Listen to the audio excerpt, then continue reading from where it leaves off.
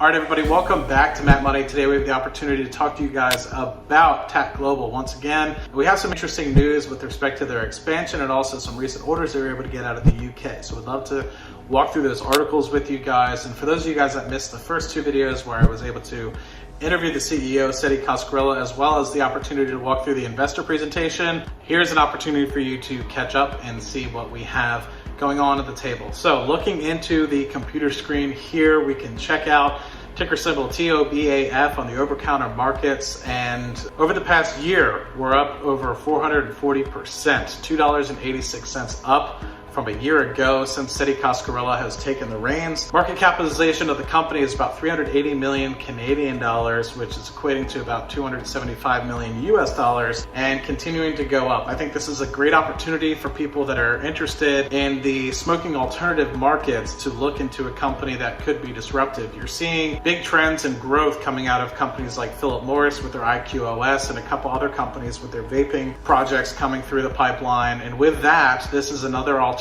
that allows people to still have that smoking capability, hand to mouth sort of feel, but without the impacts of, say, nicotine, and also a non-tobacco product, which is not addictive, which is the point.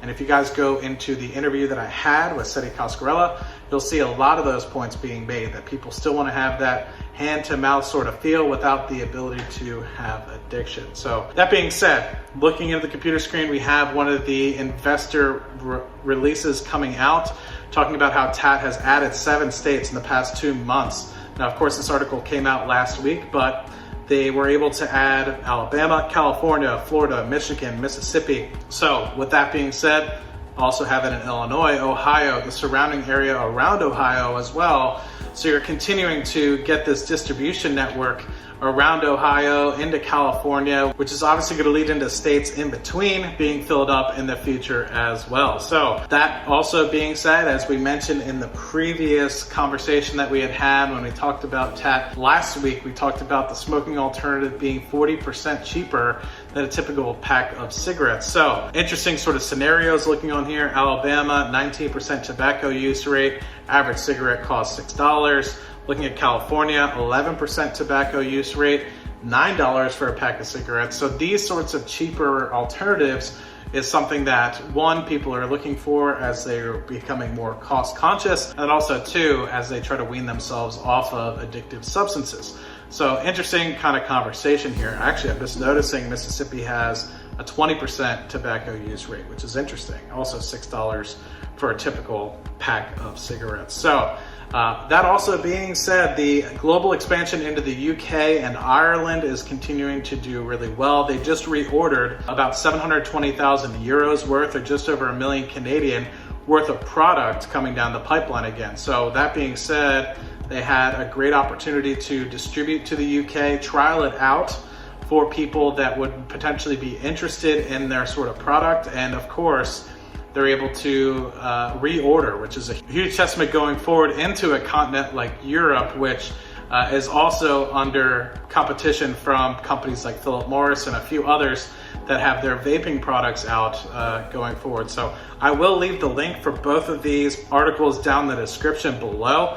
But I think it is interesting. I would just want to highlight one specific quote that I see here from Seti himself. Less than 4 months after our distributor for the UK and Ireland placed their initial purchase for $149,000 Canadian, they're pleased to already have a second order for several times that amount, as we talked about, over $1 million Canadian, in addition to additional clearance from Public Health England for TAAT to be sold for all of Great Britain. So not only are they just doing a test trial, but now they have the ability to sell it through all of Great Britain.